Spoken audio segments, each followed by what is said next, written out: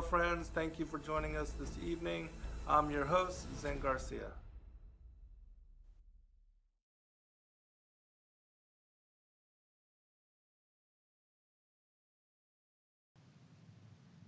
O love the Lord, all you his saints, for the Lord preserveth the faithful, and plentifully rewarded the proud doer.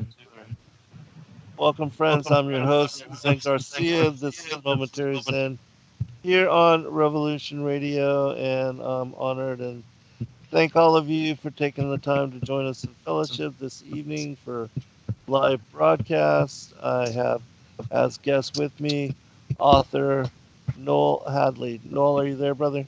I am here. All right. I'm excited to follow up on this. Noel has currently been involved in a several year project where he's interviewing and covering the fullness of the flat earth movement, and with all the different individual personalities that have been involved in making it all happen, and the way that the conventions and conferences have come together. And Noel also has been on the forefront of this great awakening as well, having authored several books now on the topics. Noel, can you tell people where they can go to find your books and your recent projects and publications? Absolutely. Well, what we're here to talk about tonight, the unexpected cosmology, actually can be purchased on Sacred Word Publishing. And so I recommend everyone go there first and foremost. We don't need to give guys like Jeff Bezos any more money. But that being said, I'm also selling on Amazon. So that's definitely another option. And so let's. I'm sorry, I missed your other question. I was just saying your other publications that you've released, and your blog and where people can find your work. Absolutely, yeah. So a lot of the writing I've been doing over the last several years during this Flat Earth Awakening is on my website/blog. Our Way is the Highway. So that would be at WordPress. Our Way is the Highway, and a lot of that has been turned into some of my books, which can also be found on Amazon, like Worthless Mysteries and some of the others. Excellent. All right. Well, tell people kind of what you've been doing and the unexpected cosmology, how this project came about, and what you are even interviewing me this evening for. Now, I was on your show a few months back, and we talked a little bit about how I kind of fell into this. And so I'll quickly go over this again. I was living with my family in Europe last year, and I was doing some interviews with different individuals. One, Rob Skiba, who your listeners are very attuned to, I'm sure, and also Robbie Davidson, who put on the Flat Earth International Conferences. And long story short, there was a big falling out with Patricia Steer with the Flat Earth movement. She basically unplugged everything and just walked away from social media, from the Flat Earth movement, everything. And it was a big shock for a lot of people in the community. And I ended up getting an interview with her. It was her only exclusive interview at the time. And a man named Rick Hummer, who served as the MCs at the Flat Earth International Conferences in Raleigh, Denver, and Dallas, was able to get me the interview. And I spent, it was like a 10-day interview with her. It was a long interview every day. We were on the phone and emailing and texting and everything in between. Wrote this piece. I was in France, published it. It became this huge piece. The BBC read it, and all this press and everything. And it kind of rolled into this project I'm working on now, where I had a lot of flat earthers come up to me. Everyone from those mentioned to Bob Nodal, and eventually I've been working with Jaron from Globebusters, and just a whole list of people who are basically just telling me the stories of their lives. And I have just dozens upon dozens of hours of audio recordings from everyone that I'm just writing down and putting into this big project. So last November in the what is now what we now know as the last Flat Earth International Conference, at least put on by Robbie Davidson, and also under that name. It went down in Dallas last November, and I was able to get. It was a very hectic summer getting a very ambitious project completed. And I was able to premiere that book in Dallas, and that was the first time we actually met in person. Zen was at the conference, and got to meet a lot of people there. It was really wonderful. And since that time, in the last, I don't know, has it been a few months now, I have been radically expanding this project into actually several books. So, I mean, the current drafts I have now is like well over 1,000 pages. I mean, this thing is going to be, it will be several books by the time I'm done with it, where I'm just chronicling people's lives, and it's a really unique and very weird project, and I like weird things. It's like it encompasses like the whole history of the world with conspiracy and scripture and biography. It's a really unique project, and there's nothing else quite out there like it. So I'm going to be very excited to be rolling this out in the future. And of course, one of the reasons we're on tonight is Zen, you were wonderful to let me interview you a couple times over the summer. And I was in contact with Joy, and I said, "Hey, I know Zen's really busy, but do you think I could interview him again?" She's like, "Well, why don't you just like come on his show and you do something like live over the air?" So that's where we're at now. Yeah, that's very cool, and I'm looking forward, to this opportunity as well. And I really like the way that you interview, and I think that the in-depth manner of the questions that you bring up, that it really helps to bring out and to personalize the different individuals that are part of this, this grand movement. And so, yeah, I think this would also give people an inside look at the manner about which you are doing your interviews for the book and for the publication. And certainly, again, with what you're doing, you have a unique opportunity to examine everybody and to come to know even what they were doing before they came to knowledge of this incredible revelation. And so that is certainly unique, and being able to tie it together in summary and collectively to cover the entire movement, that's certainly something that nobody has not even opportunity to do. And the fact that you're a very well-spoken and prolific writer, and the way that you're bringing it all together, I think is, no better person to do it, in my opinion. Thank you. I appreciate that. And so I think I described it before on one of the ways maybe people can visualize this a little bit is the way this narrative is coming together, at least in its original incarnation, as it continues to unfold, is very much like Forrest Gump. You got these like three characters. If anyone can recall, the movie came out in 1994. Robert Zemeckis was the director, and it had three characters. One was Forrest Gump, of course, and the other two were Jenny and Lieutenant Dan. And what's interesting is that all three of them were actually handicapped, and I have a theory that every scene deals with movement or the lack of movement. But what's interesting is that they all have to overcome their problems, and they all do in the end. But it's almost like it's like a story of from the mainstream narrative of American history. And this is where oh look, here's Forrest Gump with Abby Hoffman, and now here he is with John Lennon, and here he is with Elvis, right? And you kind of go through, and this is almost in a very similar fashion where I'm interviewing all these different individuals who really make up the American story.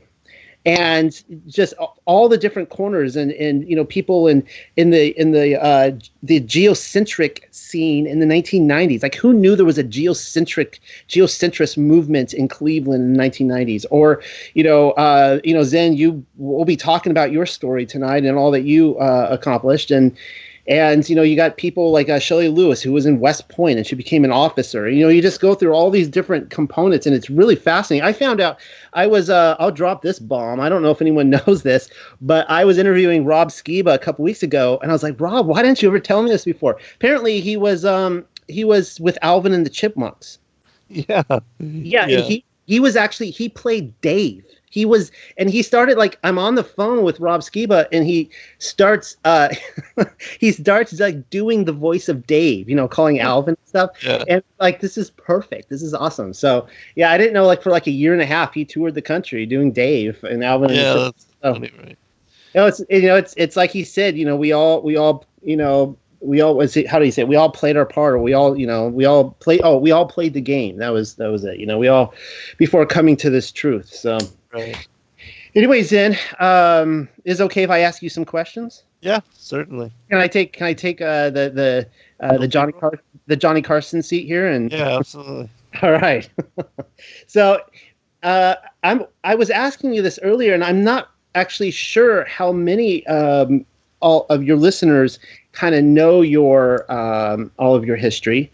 And so I was thinking maybe really quickly we can kind of go back to just square one and just recap some of the things that I already talked about you in the Unexpected Cosmology, at least in the first edition, and go from there. So would you be interested in talking a little bit about your fighting days, and then going into your driving across America, and then eventually, Jackson Hole, but then eventually we can get into the Grateful Dead as well. Yeah, certainly. Whatever you'd like to cover. And my life really has been an open book, and the whole kind of era of all my even youth leading up until now is found within all of that material. And so, yeah, well, no problem at all. So let's talk about your fighting days. Like, what was your fighting style like? What kind of tournaments did you fight? Who did you fight? Mm-hmm. Yeah, sure. Well, I was involved in martial arts from the time that I was around 15, 16 years old. I got into it. I had done it previously when I was younger, but not in the serious nature that I then got into it then. And I had joined a studio here in Georgia, in Riverdale, well, Jonesboro actually, but they had different studios all over the areas, different counties close to where I lived, and that was a Keith Vitale. And I would go, my training was initially to go to the classes, and then every night there was you kick the pads, you spar, different sessions, the punching bag, and it was just freestyle karate. But I began to have an interest even before the UFC came about in kind of mixed martial arts, because I had read and studied from a book called the Tao Jeet Kune Do, which was written by Bruce Lee in a period of 6 months when he was laid up with a broken back and couldn't move. And so he wrote this book, and the title comes from the name. It means the way of the wandering fist, and he incorporated in his knowledge, even though he was classically trained as a kung fu stylist, and Wing Chun is the name of the kung fu that he was involved in.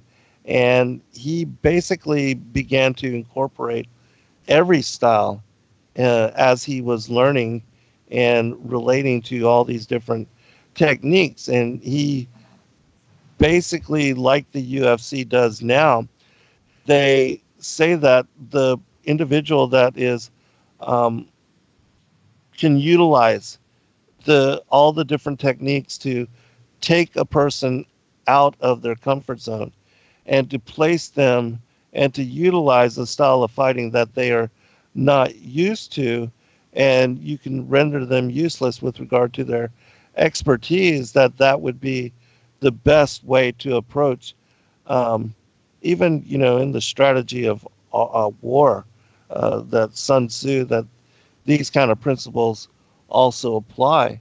And so I began to then, because karate was an extended reach type of martial art where you're using punches and kicks, to also incorporate things like Muay Thai, which are your knees and your elbows, for in close fighting, and using your shins to take out people's legs, which back then the strategy of attacking people's legs was something that not a lot of martial arts did. And it's wonderful because a lot of people, um, that's their foundation. If you can take out their legs and they can't move, they can't get close to you, they can't attack you, especially if they're used to using their hands. Like the majority of people in this country, since boxing back then was the number one sport and martial art that everybody knew about, and most people were trained to only use their hands. And so then I also incorporated jujitsu and had become involved with the Gracie Jiu-Jitsu even back then, at a time when they, before the Ultimate Fighting Championship and all that came about. And I had read about a long time previously about how even their father and their grandfather openly challenged people from anywhere in the world to fight them and to test their styles. And there were big competitions between Japan and Brazil, judo stylists coming to challenge the Gracie Jiu-Jitsu family, and they became world famous because of their ground fighting technique. And now we know that their style of fighting, the Gracie brothers and their family, are world famous, and that Hoist Gracie became the first champion of the Ultimate Fighting Championships. The first two, I believe he won both of them. And back then you had to fight multiple people leading to what would be the finals. And then you would have to, continue to fight and win. And that's something that is unheard of now, where, people fight just one bout at a time. But back then you had to endure and fight, all these people to get to the finals and then ultimately win. And it was a $50,000 prize at that time. But I do believe if I wasn't injured, with acquiring a disability, that I would have somehow been involved in that, because that was my love, and the combat and the martial arts. And it's not, for trying to hurt people, but it was about self-defense and also testing your skill against others, which is why you see, even when, two guys or two women come into the octagon and they fight each other and they're basically, trying to harm each other, that after 3 rounds or 5 rounds, they really hug and respect and honor each other. And especially if it was a good fight. And even though for most people that seems to not make any kind of sense, and certainly it's not that way with every fighter, because there is egos and a lot of hype now incorporated into building up a fight. But for the most part, the people that are involved in the sport itself, that it is, they honor each other in that manner. And so it's a beautiful thing to see. And so anyways, during my early youth and in my training, I began to develop and to incorporate all these styles. And even where I used to train, what became the basis of my training was to go to the different dojos and the different schools in the Atlanta area on the nights that they fought. I no longer did like trainings with the bags or pads or anything like that, because those things can't hit back. And so for me, I wanted to spend all my time fighting and testing myself against individuals and people that were well respected in the martial arts community. And so I would then travel to all the different places, because I also had a job where I was putting in telecommunication systems and faxes and telexes and computer patch panels, and did that as a job working with my father in the days when he was an engineer for Executum. But so I found myself all over the Atlanta area, and wherever I would get off work, that I knew of all these different schools, and so I would just go to the closest one as long as I knew they were fighting that night, and that was my training. And then so I would test myself, often going into these areas where they're predominantly really just good fighters that I had met in fighting the different competitions. Like back then, the Battle of Atlanta was a really big martial arts karate competition, and it was something that I had won and come in second place a couple times. And they gave out these 6-foot trophies during those particular days for winning these tournaments. But and so I did that, and then I found myself wanting to kind of break away from the whole 9 to 5 and the whole thing of being either in a car or in a building. And so I decided to quit my normal routine and to quit working. Even though I was working for my father, I still felt like doing a corporate job was kind of selling out to the whole system of corporate slavery. And so I wanted to break free from all of that and decided to sell everything. And at that time, I had a Jeep Wrangler and sold it, and decided to buy a van and to live in it for as long as I could and travel around the country and to gain experience of just being in the creation and not having anything that I needed to do, not a job that I had to go to, or any responsibilities of waking up and needing to be at a certain place at a certain time, or being bound to a school schedule. Because previous to that, I went to school in the morning, and then I went, did martial arts and lift weights, and also college in between. And so doing all of that, I felt like I was disconnected from the mystery of the creation. And I was also at that time involved in shamanism and seeking experience of the divine in a manner that could not be explained within a book or within a building. And so then I was also involved in doing sweat lodges and drum circles. I got involved with the different individuals, like all of the hippies that were following the Grateful Dead, which that whole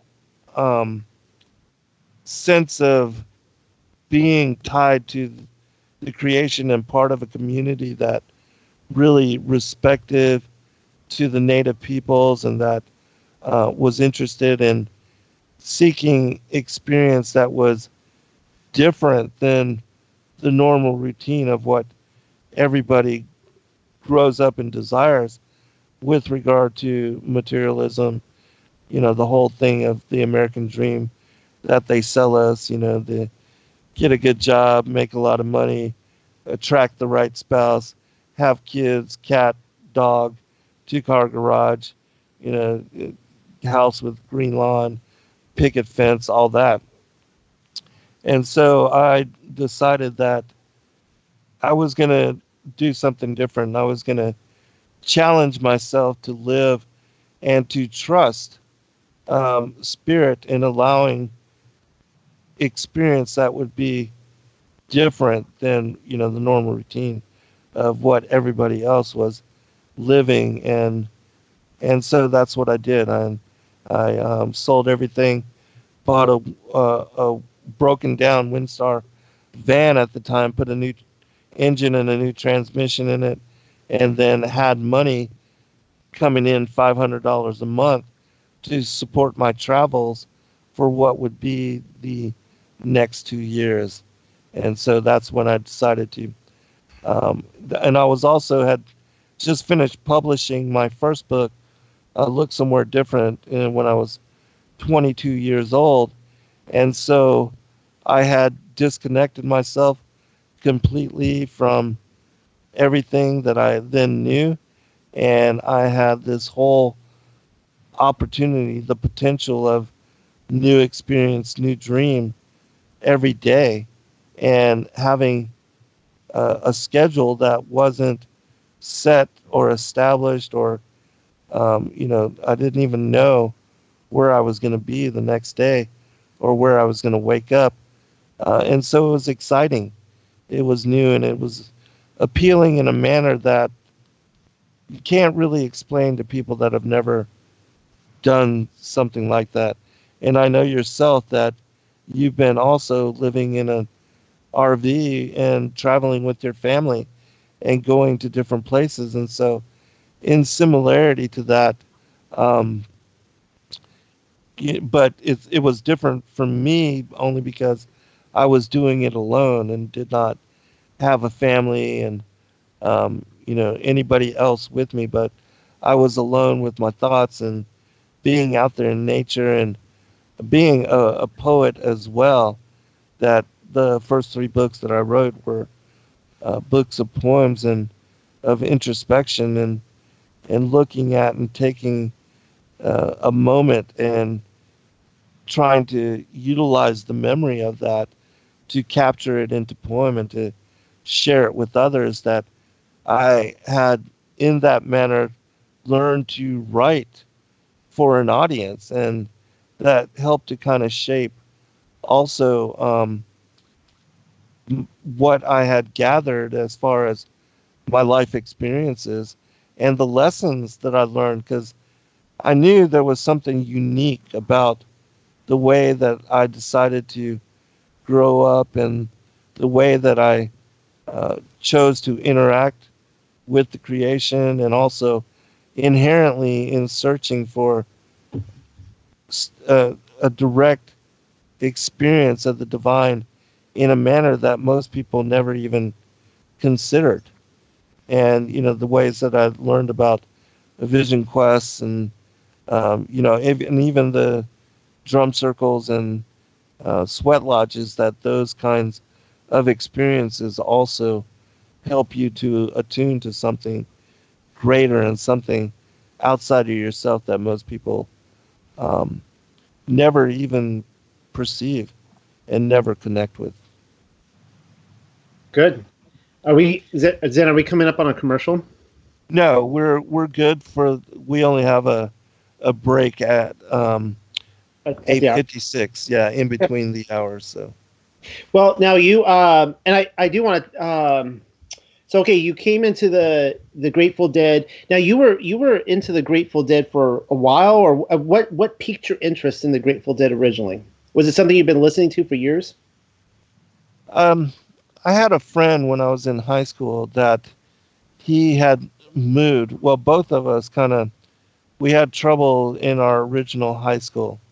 And so he moved to Atlanta with his uncle, and there he was introduced to an alternative crowd, and they were more involved in listening to things that were different than where we had grown up.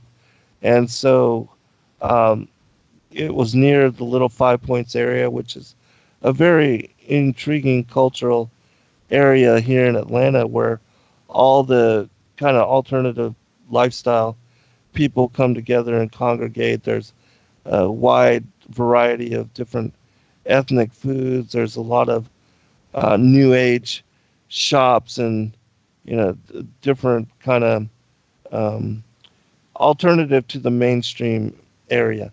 And so he was introduced to reggae and the Grateful Dead and things like that. And we were really good friends. And even though he lived there in that area, I would travel down to hang out with him. And then he went to a school called the Savannah College of Art and Designs, which was again another one of those alternative from the normal, and being an artist kind of community as well, that people that were involved in these different alternative lifestyles, a lot of hippies came to that school, and then we were introduced to that particular lifestyle, and then we decided to do some tours where we would go to the Grateful Dead shows, but then not only the shows in our areas, but to actually follow them for a time and to go from city to city. Usually they would do 2 or 3 shows at a time in different cities, and then have a couple of days in between for people to travel to get to other areas. And they would do in the spring or summer or in the fall a list of 18 dates spread across the United States of America or wherever. Usually it was in the States. But they did do tours outside of the country, but I never did that. They did a lot of that before I even knew who they were. But I would imagine that a lot of the Deadheads who follow them around wouldn't be able to afford to go out of the country with them. yeah, no, I wouldn't think so. And so I think that was one of the reasons why they did leave it just mainly to within the United States. But certainly there were some that were very established and knew what they were doing, that were very successful in whatever it was, whether it was designing T-shirts or selling tie-dyes, or that had in some manner, even if it was selling imported beers or food or whatever. Certainly, a lot of drugs were sold on doing the circuits as well. But the different individual, and of course that was dangerous for a lot of people. But for a lot of deadheads, they were wise in business, which seems contrary to the whole, mode of being a hippie. But yeah, there were opportunities, because when you go to the different concerts, the different venues, you have a huge population of individuals that come there that simply want to party and have a good time and go to the show and experience what it's like to be with this eclectic, motley crew of individuals. Certainly the community of the Deadheads that followed the shows and that made up the scene, it was like a carnival. It was like a circus, a festive attitude and an experience which a lot of people enjoyed. And so it became like a traveling circus, almost like even the Renaissance Festival. This was another extension of the Deadhead community. And a lot of people found that in doing these types of shows and this kind of lifestyle, that they were able to live it, and they were able to um, have a way of being that was contrary to the norms of what society expected for people, and buying into the whole, again, the American dream. And so it was easy to make money following the Grateful Dead, and certainly you could, like even myself, I made money many different ways. We used to sell imported beers, or all you had to do was have a cooler and ice, and then you could sell whatever imports you were buying for, 2, 3 times the money. Um, or different even making grilled cheese sandwiches, or people that were good at making pizzas or whatever, that they could make money in that manner. But there was a flood of money coming into the scene in every city, and so it was easy for people to make enough money to then um, provide for their needs and to pay for their tickets to go in to experience the show, and then to live that kind of festive lifestyle. And so it was really a beautiful thing, being able to live like that, because again, the Deadheads had a great respect for nature, and everywhere we went, each person looked out for. It seemed like in the majority, they would look out for each other. They were kind to one another. They would share whatever they had, and they were, um, for the most part, very loving. And even the whole thing of random acts of kindness, that was something that came out of the whole kind of Grateful Dead scene and that particular movement to love one another. And even the songs that the Grateful Dead did, and the vibe that they gave off was similar in that respect. Um, and so that was it became not just something that you did and something that you were a part of, but it became a way of being. It became a lifestyle and an attitude and a manner, a disposition. It reminds me really of like the the Ten Commandments that God has incorporated into the Bible, of respect and love and showing and having compassion for each other and one another, and not coveting, not betraying or being hurtful, or stealing or envying, or any of those negative characteristics that um, really it's like a plan for the establishment of a hippie community. Even the book of the Order of the Ancients, which talks about the communal aspects of how the early apostles came together and how they took care of one another and shared all that they had. And nobody was, trying to be the leader, or to hoard, or to have everything, but that they shared and took care of one another. That even the early church, in my opinion, favors the kind of lifestyle that I experienced in following the Grateful Dead and being part of this movement, part of this community.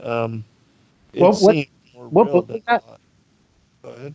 What book was that? You just mentioned a book. You said The Book of the Order of the Ancients. Yeah, okay.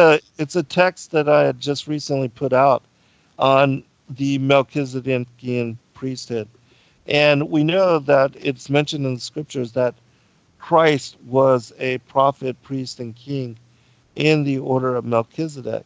But what a lot of people don't understand about that movement is that Adam, before he was even banished from paradise, that he had been ordained into the order of the ancients, what's called the Church of the Firstborn, which is the Melchizedekian priesthood. And he was taught there um, about, again, these, like the commandments, the Ten Commandments, to honor and respect your mother or father, to love God as you love yourself and you love your neighbor. All those different things, to not lie, cheat, or steal, covet, envy, bear false witness, all those kind of things.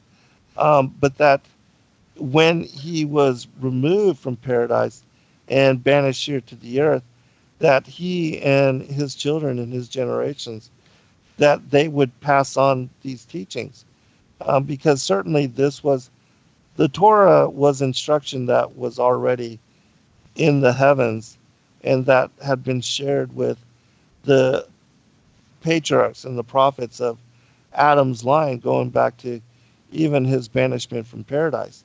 And that the book that I'm writing now, I talk about how the garments of power and the rod of wonder, which were given to Adam, and these were things that were passed down um, to in succession from generation to generation, and ordained from one prophet to another, and they at that time were sacred relics that represented the union of the priesthood with the kingship, and that this became separated during the time of the 12 tribes, that Levi was given the priesthood and Judah the kingship, but before then they were passed on in union, and they were given in succession from Adam to Enoch to Methuselah to Noah, then to Shem, Abraham,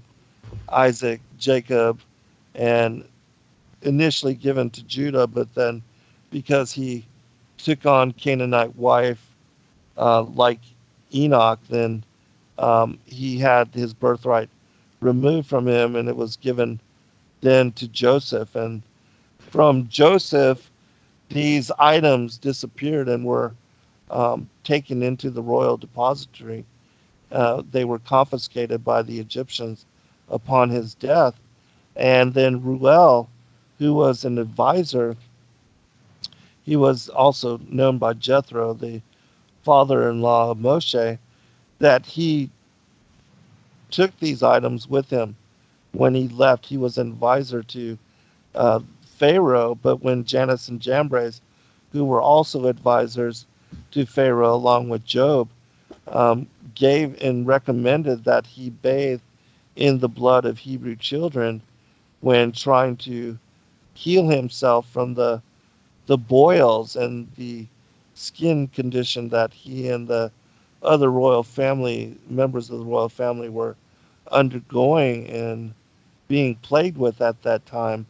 That this was also the reason why the princess was down by the waterside when she found and discovered Noah in the in that kind of container that carried him down the water. But anyways, and so these items were passed down in representation of the order of the ancients, and these kind of things that the collectiveness of taking care of one another and not having ownership, the whole concept of weight and measures and money and all that was concept that was foreign to the line of Adam. These things were created by the children of Cain, and it was because they were cursed to not be able to work the ground to bring forth sustenance for themselves, and so they became the money changers,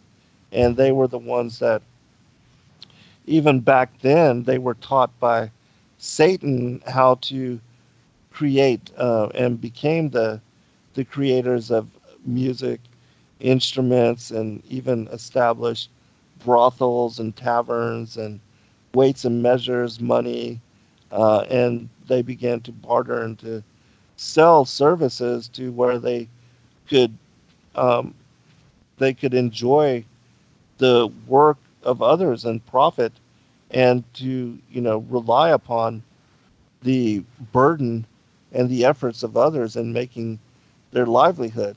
And we know that Cain also was the first one to set up a city, the city of Enoch, and that incorporated the children from the land of Nod. That these cities then were were created to manage and to benefit, that he and his people benefited off the work of others. And so anyways, the two lines, um, we see that Christ is like a shepherd, and the shepherd is like a priest, and the priest cares for his congregation and that of the others, and is selfless and would give even his life for that of his friend.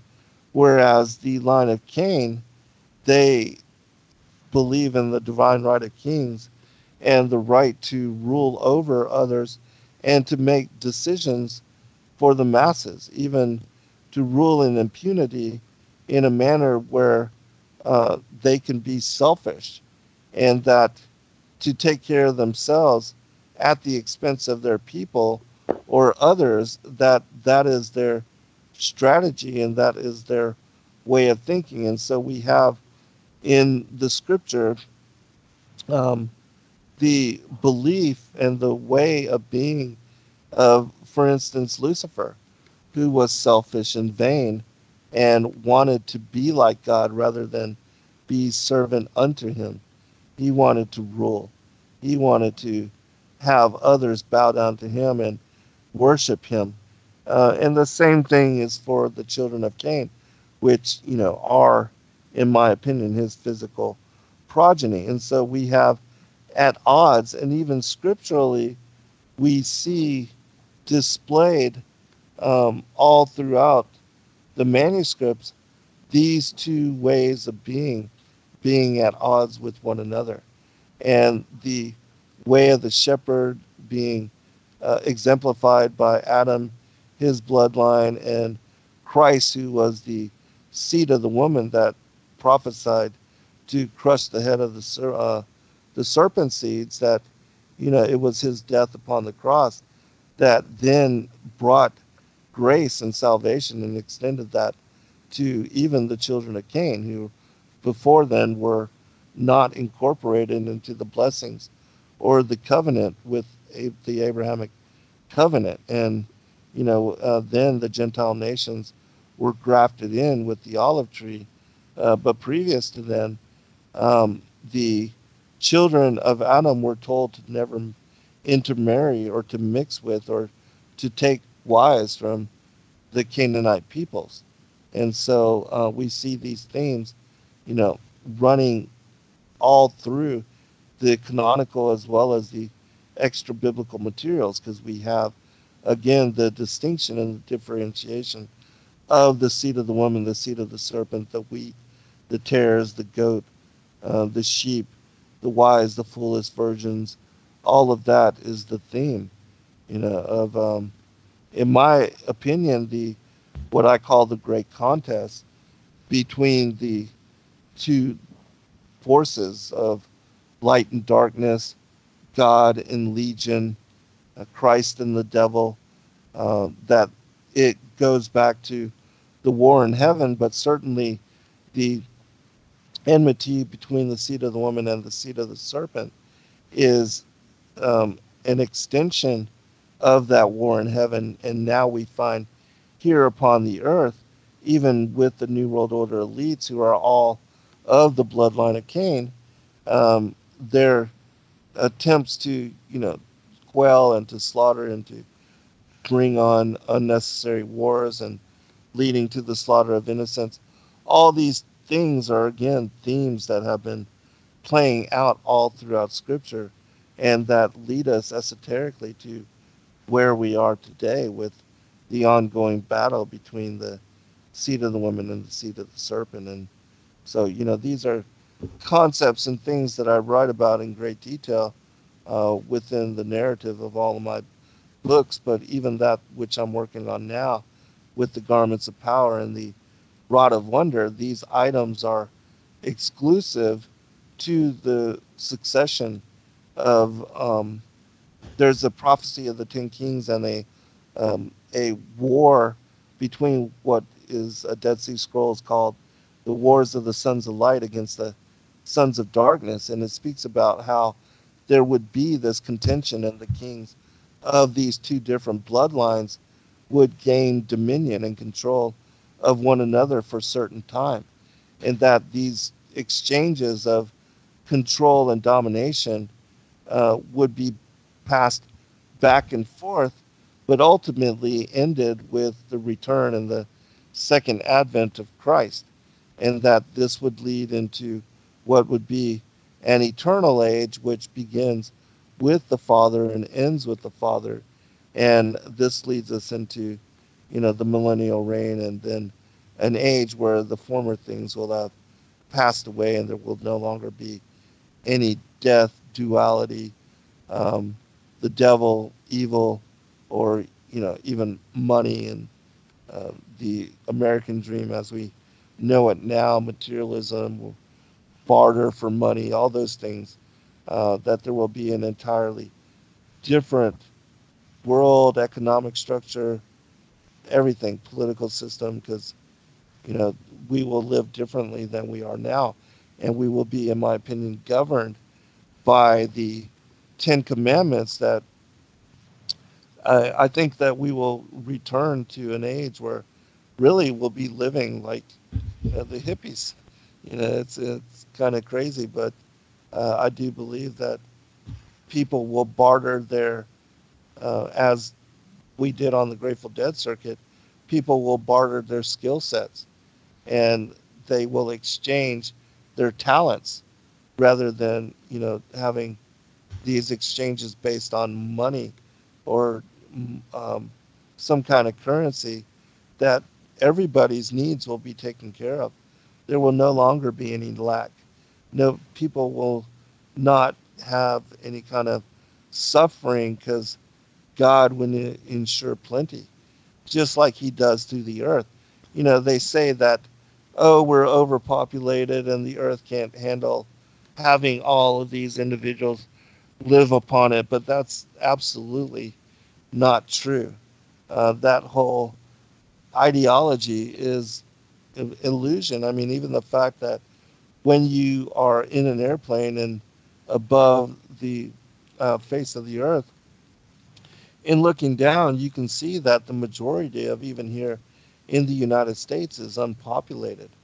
That mostly the only areas which are uh, heavily populated and crammed with people are along the eastern shorelines, from the Florida all the way down to New York, and also the western edges of California all the way to Seattle, from San Diego to Seattle. But the in between regions are mostly unpopulated and largely um, widely open. And so the whole theme of that we are over abusing the earth, that's actually untrue. But the elites do sell that agenda, and Satan has them convinced that they need to depopulate the earth and to attack the masses and to replace even war with other tactics like poisoning the water, the air, um, the food, and creating disease through vaccines, things of that nature, to where they are actually utilizing those kind of methods. Um, those are, it's evil what they are doing, but they have been convinced by the father of lies that it's necessary in order for them to manage and be the overseers of the fate and destiny of collective humanity and that of the world. Um, but again, in my opinion, that the whole basis of the ideology of overpopulation is farly is extremely um, it's made up in such a manner that people fear it when they shouldn't. That was epic. I think I don't want to misquote him, but I think I recall Kent Hovind back in the day. I don't know how he figured out the math on this, but he was saying, like, if everyone took like a square foot, that he claimed that he could fit the entire world's population in the state of Florida. And his point being that the world is not nearly as populated as is made out to be. Exactly. Hey, hold on, brother. We are at break, so um, we'll be back at 9:01, everyone.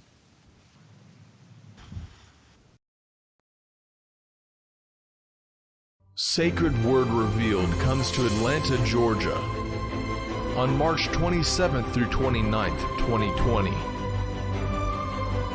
Purposed to reveal end times mysteries, to prepare the final generation, we must don the full armor of God. Featuring Zen Garcia, Gary Wayne, Stephen and Yana Ben Noon, Dr. Stephen Pidgeon, Justin James Garcia, Dr. Joy Pugh, Rob Skiba, Laurel Austin,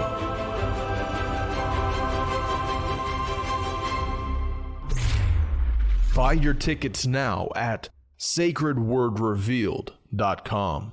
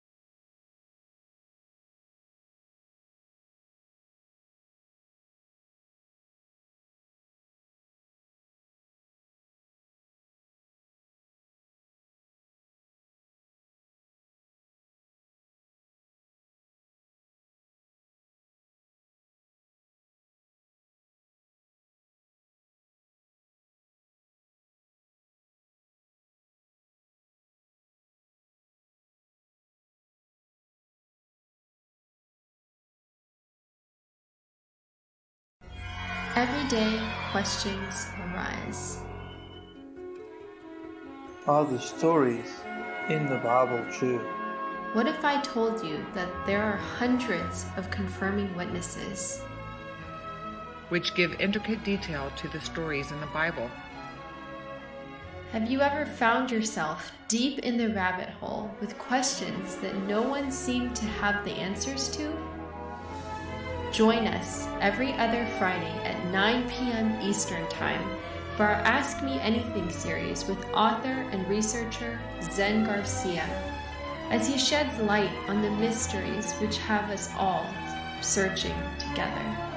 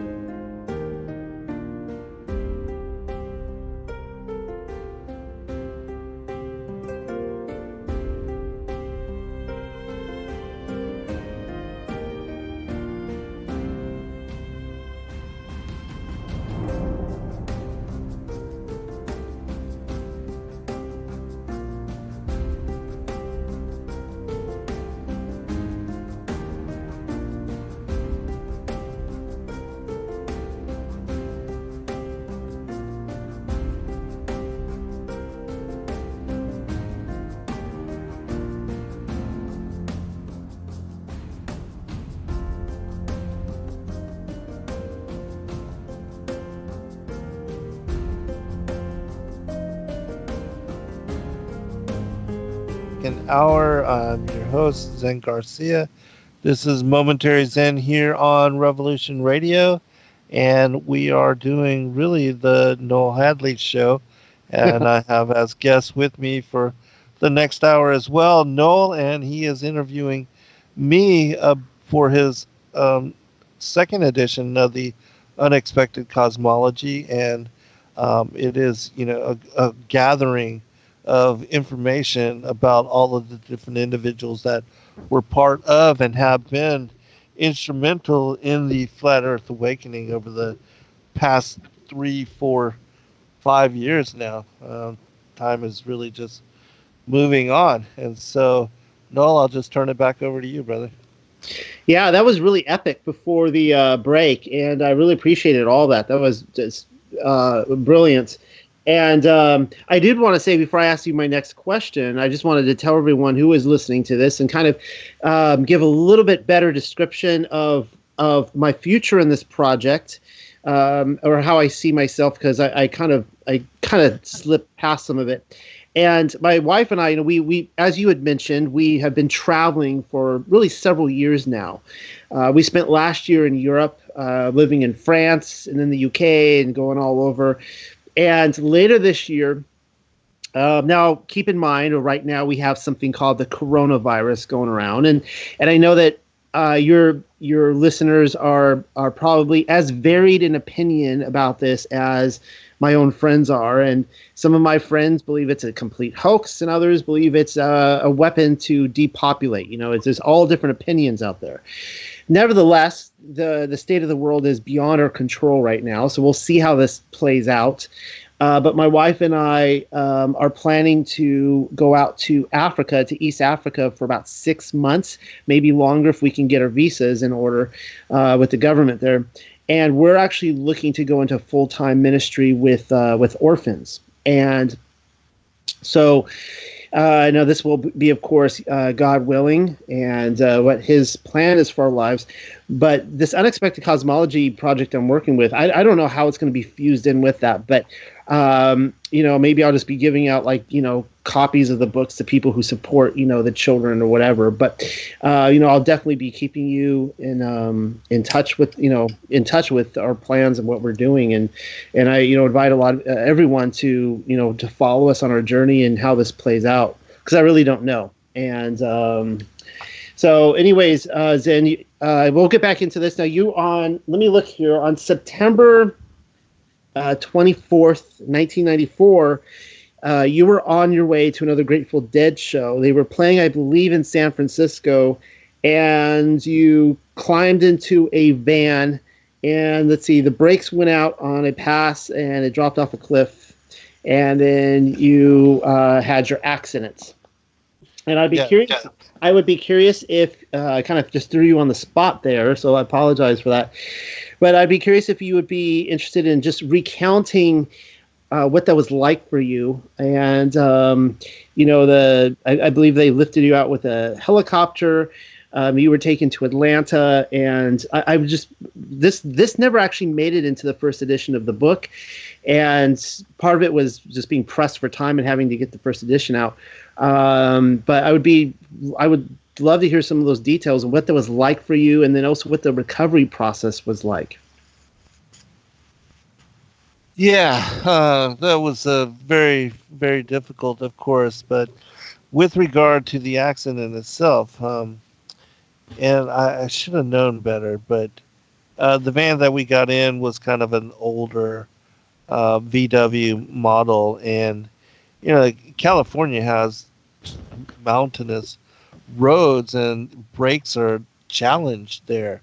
And if you don't have good brakes, certainly this is something that could happen. But and so anyways, my friend Jeff and I, we got a ride with this guy named Gypsy and his girlfriend Carrie, and they were going to the Grateful Dead show, and so we rode with them, and driving down from the high mountain where our school was, because I was at that time attending a school called the Heartwood Institute of Massage, and I was learning different techniques. I was involved and had an interest in massage for a very long time, and decided to go to school and to get accredited. And so that's what I was doing over the course of that summer.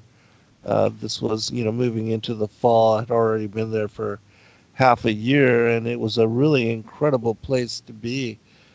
This, Heartwood Institute there in the Garberville Mountains, to the east of what is the Valley of the Giants, where the redwoods stand, in Northern California. Absolutely breathtaking and beautiful place. If you've never been before the redwoods, they are absolutely humbling experience to see these trees 4,000 years old, that massive in size, growing up out of the valleys and out of the floors with nothing else around them, because they are the oldest, and their root systems probably just go so deep into the ground that they kind of own their area, and are dominant, and certainly giants. But anyways, so we were coming down the mountain, and then all of a sudden the brakes just let loose, and we began to accelerate. And for whatever reason, thinking back now, my thought is to, why didn't I grab the wheel of the van and just immediately crash it into the side of the mountain to keep us from accelerating? But you don't think of that at that time. The brakes went out, and we quickly started to gain speed, so much so that by the time we got to the first turn, we were unable to hold that turn, and went sideways off of the cliff. And I don't know, it seemed like forever as we're going off of this cliff, and everything is moving in slow motion. And then all of a sudden we hit something, and it was a loud crash. And from what we were told, we hit a tree about 65 feet down, and then meteorically smashed into the side of the mountain. And somehow somebody saw us going off, and this is a very rural area. And so luckily for that, otherwise certainly all of us would have been dead at some point. But somebody did see us. And then I remembered when we first impacted and hit the side of the mountain, that my neck snapped backwards. And then trying to get up, my body wasn't responding to me in the way that it should have been. And so I knew something was wrong. And then I lost consciousness, and ended up waking up like a month and a week later in Garberville, in the Redwood Medical Hospital there in that area. And then found out that I was paralyzed. And it's certainly devastating, having gone from being able to, because I was trained martial artist, and I could move in ways and stretch in ways that most people couldn't. I could do a split 3 ways, American splits in both directions, and then a Chinese split where I could lay down on my stomach and go to sleep if I wanted to, with my legs split wide. I had over 5 years developed the capacity, and studying even there at the school where I took Tai Chi and yoga. That was part of our curriculum before we went to massage classes. And then we learned things like Sweetest Echelon, deep tissue, and polarity, and shiatsu, and things of that nature. But anyways, and so then it was a terrible time, because my lungs had collapsed, everything, my body, I was unable to eat. I was on a feeding tube. They initially, first, they just kind of dwindled, and they had to wait for me to become conscious again before they could put a feeding tube into you. But that was a nightmare experience too, because they're forcefully shoving this huge tube down your throat, telling you swallow, swallow, swallow, swallow, and you're just like, you want to grab somebody and start punching them because it's painful. First off, they're hitting the back of your throat and they're scraping down your esophagus, and then you're already in all this pain from the accident, and just kind of callous the way that things are done, and but they do it to save your life, and then I was on a ventilator. I didn't have any voice. I couldn't make any sounds but clicking with my tongue. Couldn't speak, couldn't eat. Everything was sensory overload, sound, light, everything. Your senses are reeling, and in a way that you're sensitive to just everything you never thought you would be sensitive to. And even when people touched my hands at that time, which I don't have complete sensation in my arms or in my hands, but it felt like sandpaper, and did not like it. And they would then try to rub your hands with a washcloth to desensitize them, and it was like they're scratching you with sandpaper. I mean, just crazy. And then the whole thing of temperature, not being able to moderate, going from one extreme to the other, from cold to hot, and just misery. The only thing I wanted to do was just pile tons of blankets on top of me and just kind of cover myself and kind of withdraw into a hole, and not be bothered, and not just not have to deal.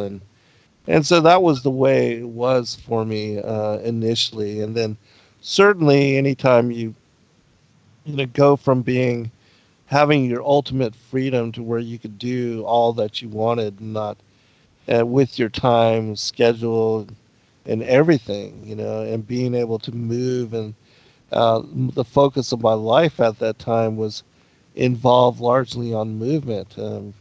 I taught martial arts, and I was involved in snowboarding and skateboarding, and had my mountain bike with me in the van that I lived in, and that was a large part of my life. And then to go from that to absolute stillness, to being a quadriplegic and not being able to move, even to get up from a lying position, and having to be dependent on a wheelchair for movement. I mean, it's definitely extreme. It's like, I call and wrote about this, it's like forced meditation. You are forced to become calm and quiet in a manner that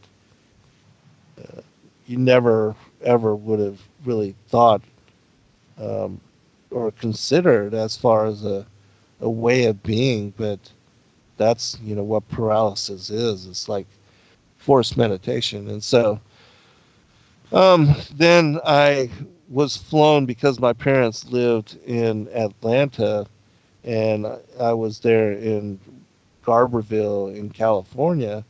They flew me from what was a beautifully sunny, gorgeous, were redwoods and everything around me, and the air just crisp and clean, out to Atlanta. And when I got there, it was gloomy, and it was raining, and Shepherd Center's in downtown Atlanta, so there's all this noise of the metropolitan area, which I was no longer used to.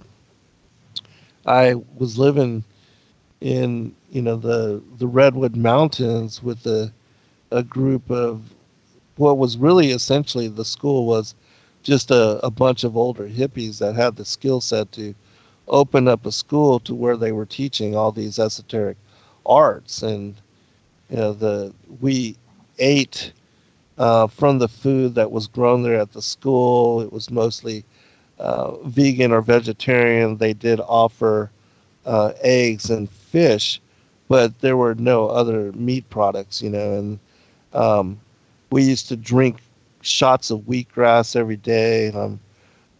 There was a store where you could, get, like if you were going to a health food store, you could get things like that, chips and products and yogurt drinks and things of that nature. But other than that, it was all this organically grown food that was just so different from what you see most other people eat. And so then when I came here to Atlanta initially, I tried to hold on to my vegetarian ways, but there was no way. I mean, unless you get to, and even there in California back then, this was in 1994, there were not a lot of vegetarian restaurants that really did that kind of lifestyle well, to where you could survive and have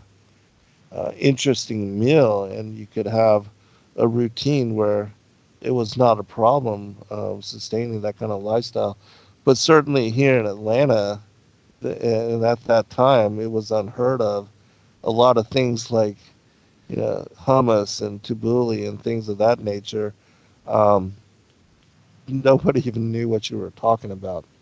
And so I did, and was told that I needed to start eating meat again as well, because initially they wanted me to drink 10 Ensures just to kind of sustain myself, and there was no way possible that a person could drink 10 Ensure drinks to try to keep themselves healthy. And so they ended up forcing this feeding tube into me, and I lost all this weight and had skin sores from my bones kind of poking through my body from being, basically a skeleton, and not being able to eat for 6 weeks because of being comatose and out of my mind because I was in so much pain, and they were kind of putting me into a coma to allow me to heal. But coming out of all that, again, the whole thing with your senses reeling and then being so utterly broken. I mean, every aspect of yourself, you have to kind of pull together all the pieces of what is yet unbroken to recreate yourself and to reestablish yourself. And these were things that were completely challenging for anybody that goes through paralysis, and the whole transition and disability is the most difficult struggle that one could ever imagine. I mean, it's not just a matter of learning to walk again, it's learning to be in a way where a lot of what was your physical independence is gone, forever. And then learning to be dependent on others to sustain and to support you in what is a new way of being. And that was actually the title for my third book, A Different Way of Being, which I wrote about, after acquiring my disability. And then, but I had resigned myself, even though everybody goes through a period of darkness where you're, essentially suicidal and not wanting to live, and certainly not in this kind of a manner. But I was already grounded in faith, and I was already grounded in knowing that I had a role and a mission that was unlike most people, that I knew God had a purpose for me that I did not fully understand. And I wrote about these things, even in my first two books before acquiring my disability. But even thereafter, I knew that there was something greater that I needed to accomplish. And so I resigned to do the best that I could with what was yet left of who I was. And so then I went to, when I first was released, to live with my parents, and they had to take care of me initially. I saw how difficult it was for them, and I realized just how overbearing it would be for them, in their age and in their lifestyle with the jobs and the work that they were doing, to have to try to, take care of me. And I didn't want that for them. And so I decided that I was going to do everything I could to be independent again.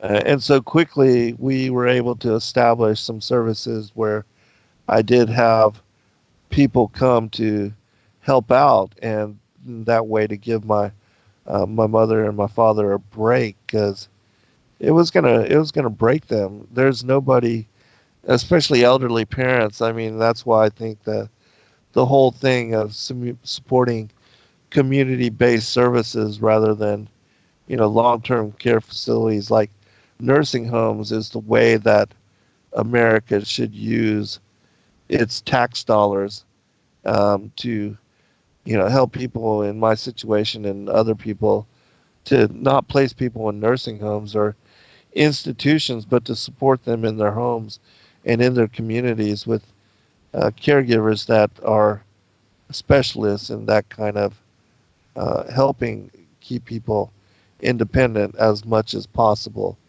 And so I then ended up going to this place called Warm Springs, which was a rehabilitation facility, and they had a place called Options Cottage down there. And it was a house that had 4 rooms in it, and in 3 of those rooms, different individuals with high-level paralysis lived there, and there was a nurse in the other room. And for 6 months, we were able to explore, just life and learning to live and to heal and to regather, again, what is left yet of the unbroken. And at that time, I met a kid named Tim, who was a little bit younger than me.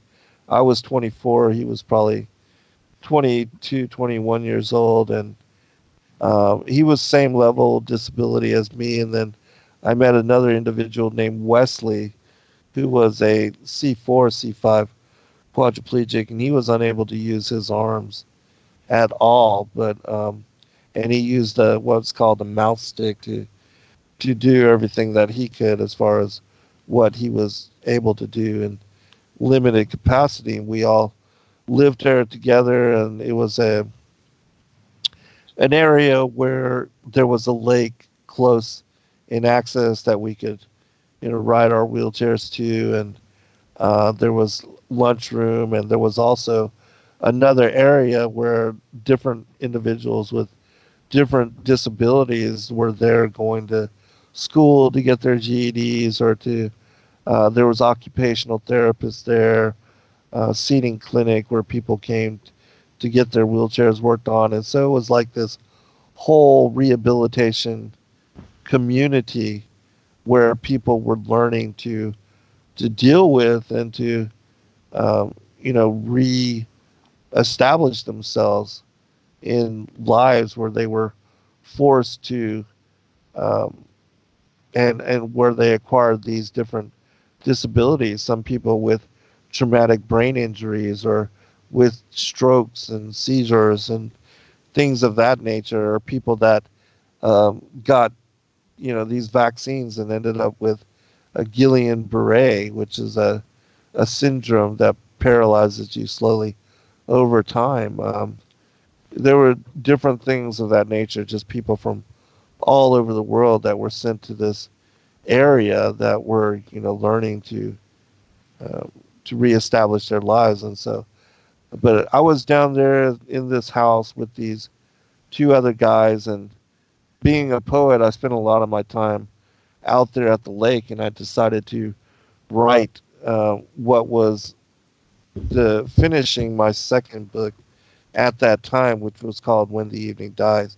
And it began with um, my first book ended with the Look Somewhere Different, ended with my break away from the whole 9 to 5 and living in a van and traveling all throughout the United States and finding myself in all these really incredible, beautiful places. And then my second book, When the Evening Dies, began with my grandmother's passing away in New Mexico, where my father and I drove out there and spent time with her, and then, went through the funeral, and then I left from there and headed west towards San Diego and took Pacific Coast Highway 1 from there all the way up to Seattle. And my dad flew back to Atlanta, and I had a girlfriend that was living in Seattle, and then went up there and hung out with her for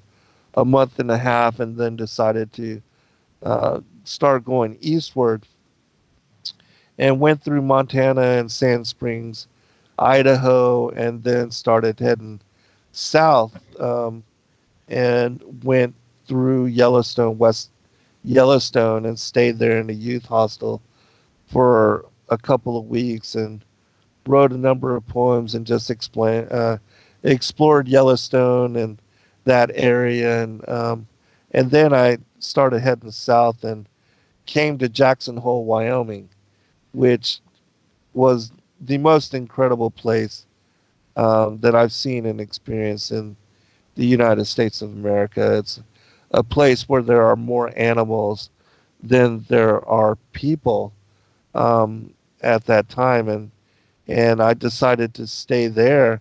Ended up getting a job where I was a lifty at the Jackson Hole Ski Resort, and I had the opportunity to learn how to snowboard.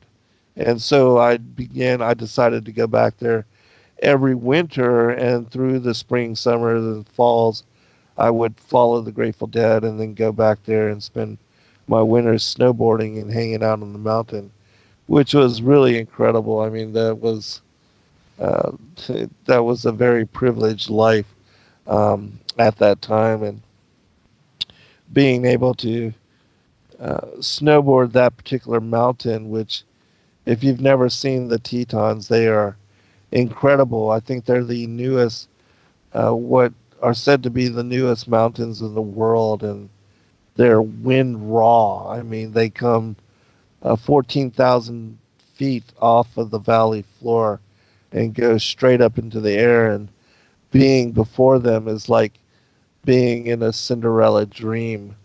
Then there's across from them this mountain called Sleeping Indian, which does look like an Indian laid back with a feathered headrest, and especially in the winter when that headrest fills up with snow, it looks like he's laying back almost like a sarcophagus.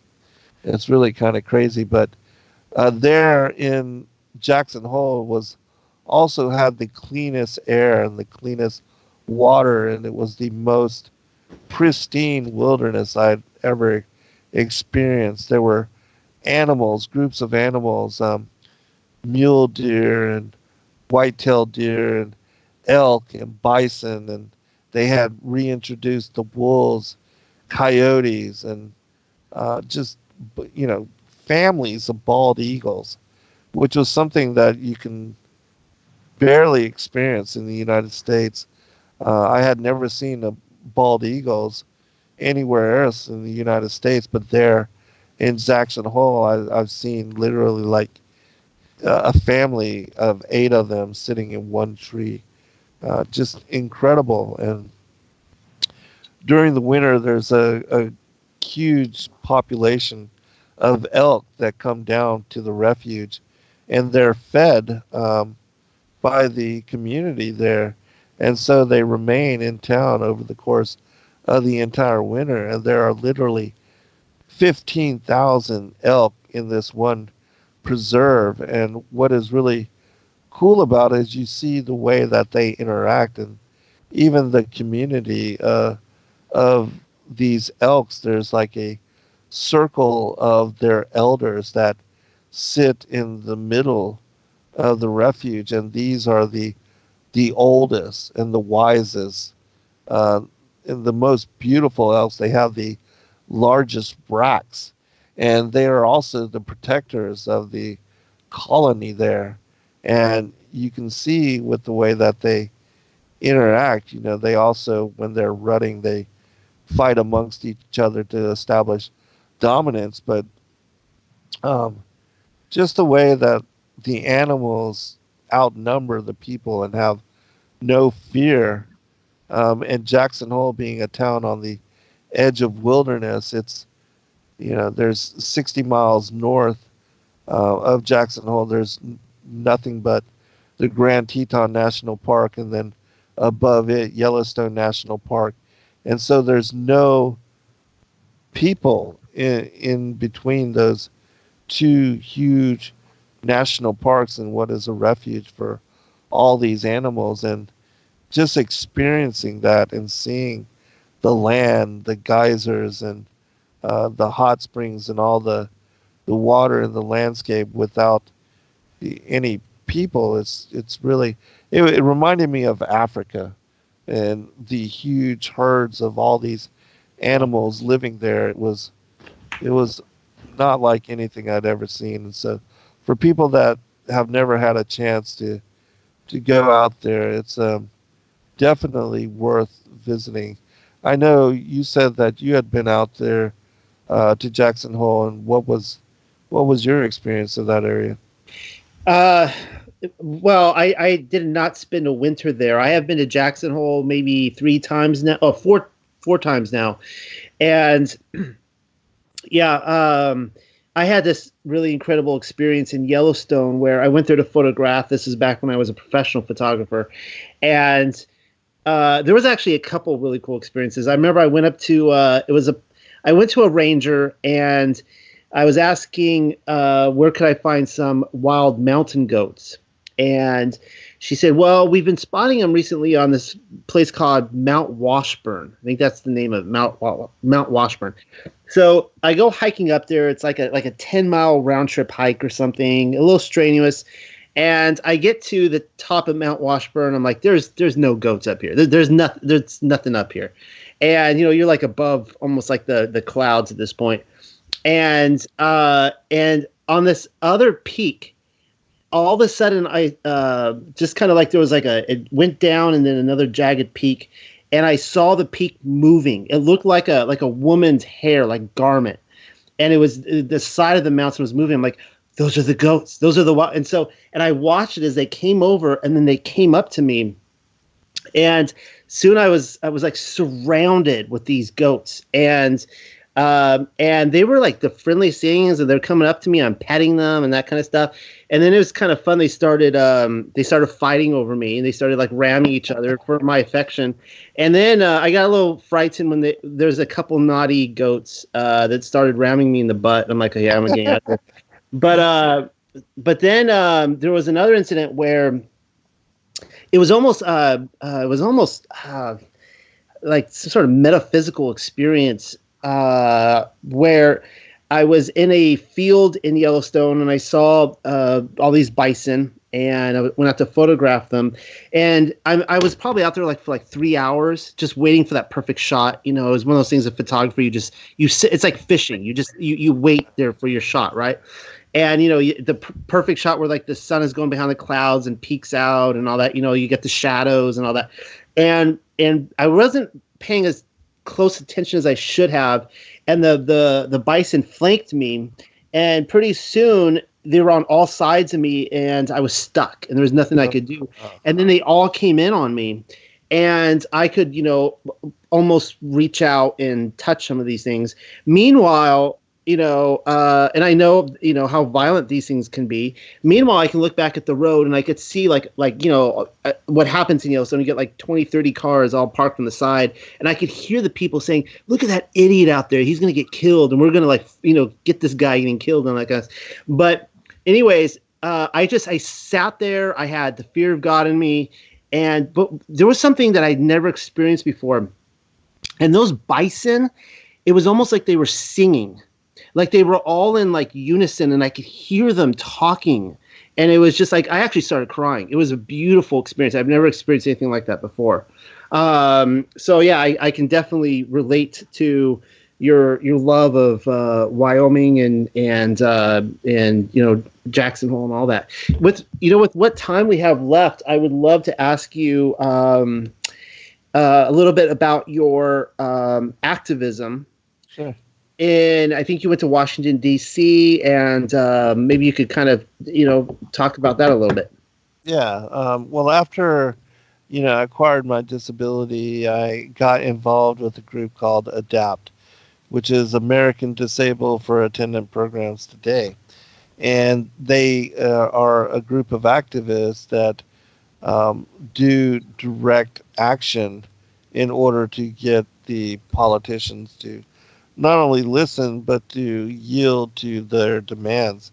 And these guys, are very well versed in political activism. And so I met a lot of really, world-renowned individuals with regard to disability activism, and got involved with this group. And twice a year we would travel to different parts.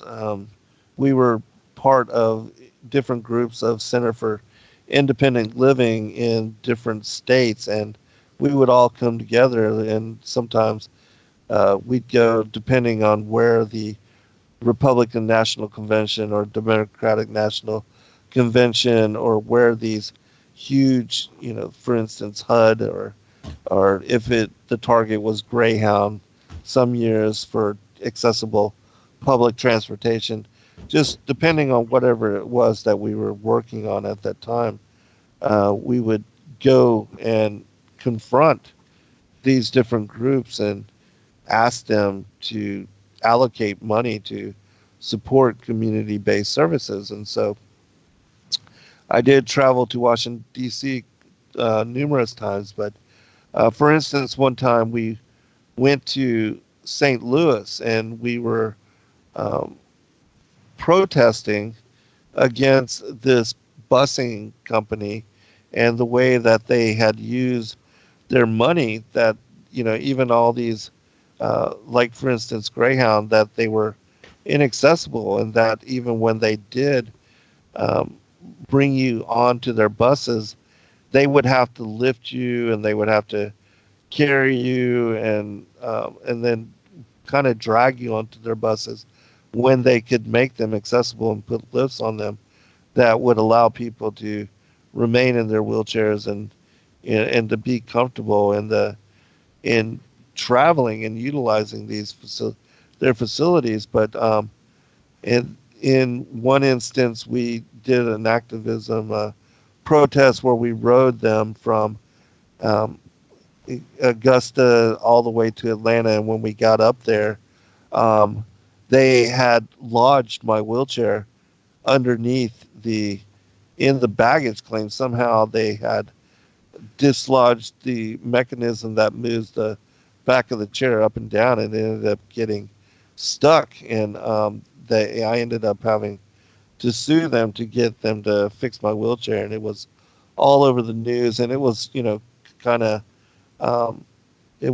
representative of the way that they had to maneuver us and then lift us and all this just to accommodate us. But we went to St. Louis to follow up on a national action, and while we were there, we had probably, 100, 200 individuals in wheelchair with all their different caregivers, and we were protesting against this busing company. And in order to because we always use the media to to bring forth our story and to force the different leaderships of these groups to reply and to answer our demands. And so we ended up, they were supposed to go to the National Governors Association.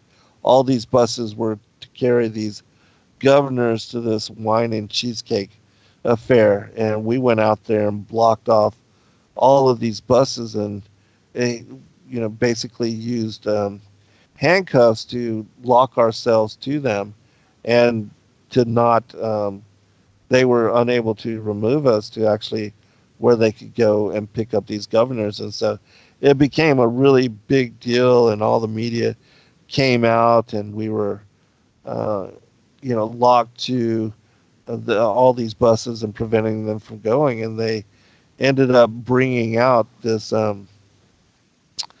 this other bus to where they could transfer us there. They were going to lock us up, and they ended up cutting all the wheelchair the locks on these wheelchairs and the handcuffs from all of us. They arrested us all individually, and then rather than transferring us to jail, we have attorneys and different representatives to meet with them, and they were able to work out a deal to where we didn't have to go actually to jail. But a lot of people, myself included, I've been arrested numerous times doing these political protests in order to get the different representatives, politicians, government officials to listen to us and to hear us and to even agree to meet with us. That,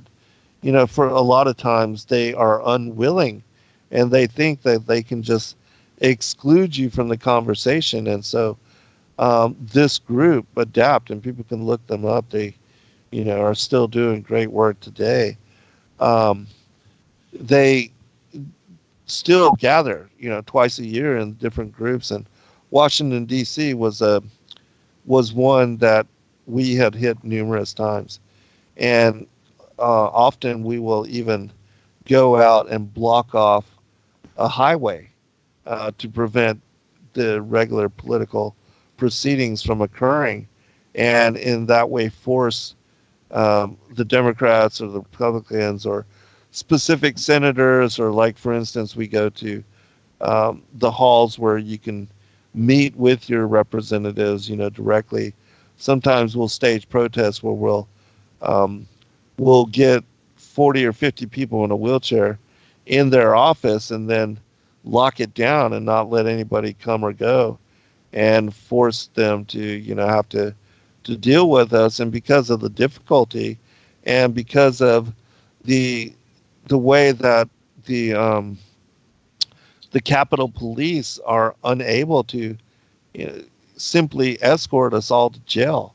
They can't just easily handcuff us and throw us in the back of their police cars. They have to take us out of our wheelchairs and accommodate us in that manner. And so it terrorizes them. It makes them, they are asking their representatives and their political figures to please meet with and abide by and listen to our grievances, and to actually get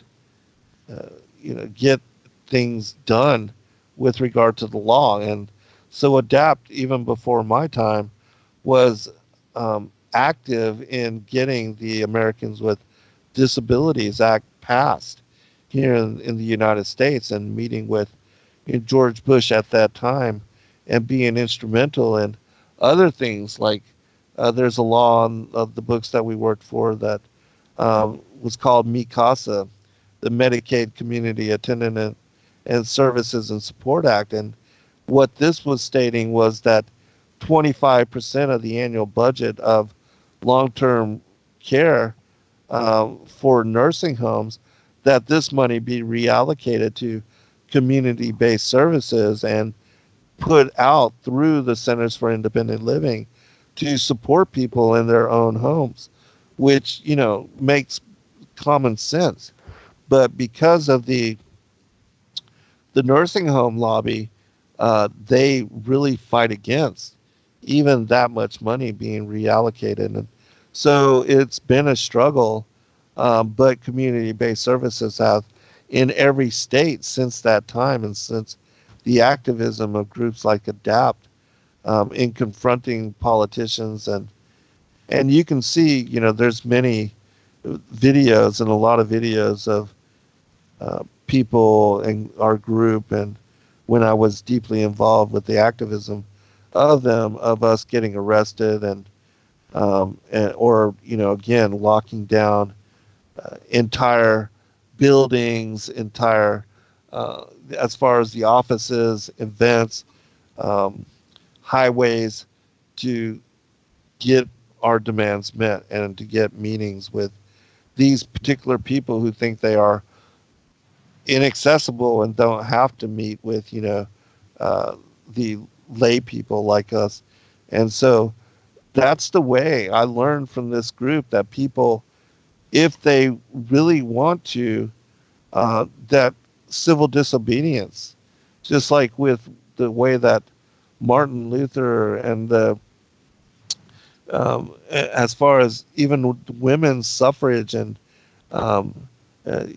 the black people and fighting for their civil rights, that people have utilized civil disobedience as a way and protest as a manner to achieve and to get things done, when it's all just often a dog and pony show when it comes to politics. And myself now, I'm not involved in that, only because my work is now for the kingdom and in a larger capacity. But I have a lot of friends that are still deeply involved in doing work with ADAPT. I don't focus anymore on politics, but on God and the kingdom, and doing work in that regard. But I was deeply involved in and wrote about and was part of even documentaries and films on activism and books. And so you can find that in reading my first 3 books in my transition to disability, that part of my life was involved in that activism and the things that I did, and the things that I was deeply rooted in that time. But that was an important part of my life, and it was something that developed me to be who I am now, and also to do the work that I'm doing now, because I feel like still I maintain that I have a greater purpose, and I don't allow the limitations of my physical disability to define me or to keep me from being able to do something. I just simply adapt and do what I can with the ability that I still have remaining. And I still have a voice. I still have skill set with regard to writing and producing books, and now doing radio broadcasts, and sharing in the manner that I do the work that I do. But I try to share an example for others, to not let your limitations or others define you, but to define yourself and to empower yourself, believe in yourself. And even if you have physical or mental or emotional, spiritual disability, whatever it is, that, because all of us are dealing with something, we are all dealing and contending in different manner. Life is challenging for all of us. But the thing of meeting and accepting those challenges is to not let them squash your dreams, not let them steal the potential of who you can be. And that we all, no matter our limitations, no matter our disabilities, we have to do what we can with what we've got and try to serve out a role and a mission and a purpose that is greater than who we are as defined by our bodies or our lives or, even our humanity, that we are spiritual beings having this human experience, and that being connected to the Creator and having Christ within us, that we can accomplish miracle. We have the co-creative capacity to do and to accomplish incredible things. We just have to believe in ourselves, believe in God within us, and to try and be persistent, and that over time you'll gain the skill set to be a master at something. That was beautiful. I don't know how much time we have left, but 2 minutes. 2 minutes. I was curious about the her name was Carrie and the other man who was in the van. What happened to them? Were they injured as well? Yeah, Jeff, he actually shattered his patella, but he doesn't have a lifelong disability. The driver, he acquired a brain injury from hitting the steering wheel, and so he's mentally challenged in some manner. And Carrie, she broke her arm, but all of them were able to recover. And I only broke one bone, but it happened to be in my neck, and so it led to my paralysis. But again, with the challenges of acquiring accidents or being placed into traumatic disability or whatever, that all of us are challenged in different ways. It's a matter of meeting those challenges and moving on. Thank you so much for talking with me, Zen. I really enjoyed this tonight. It's my great pleasure, brother. Anytime. And I appreciate you and the work that you're doing. And also, I was going to suggest, if you don't know who he is, Paul Rains, to take a look at this brother's work. He's bringing forth a lot of lost ancient literature with regard to, the biblical cosmology. And so it's something you might be interested in talking to him about.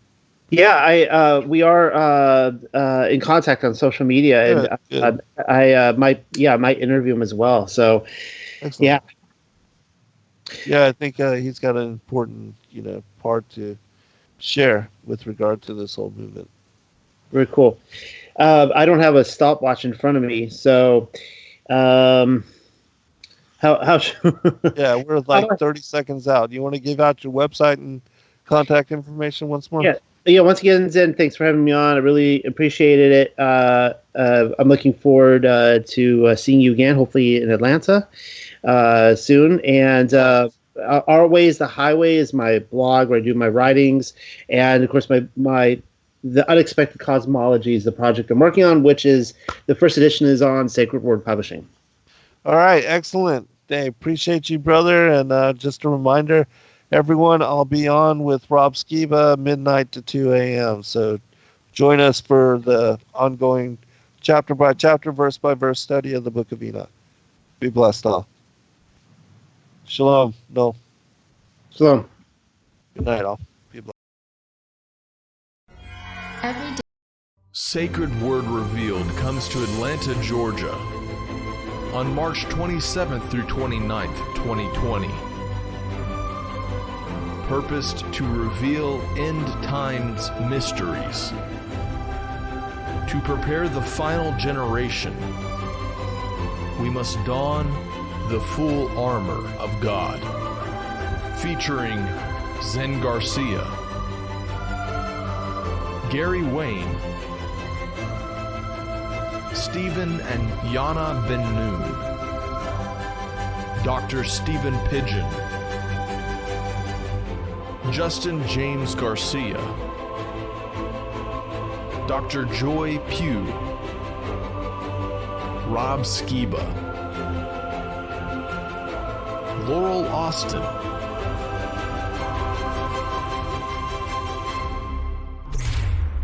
Buy your tickets now at sacredwordrevealed.com.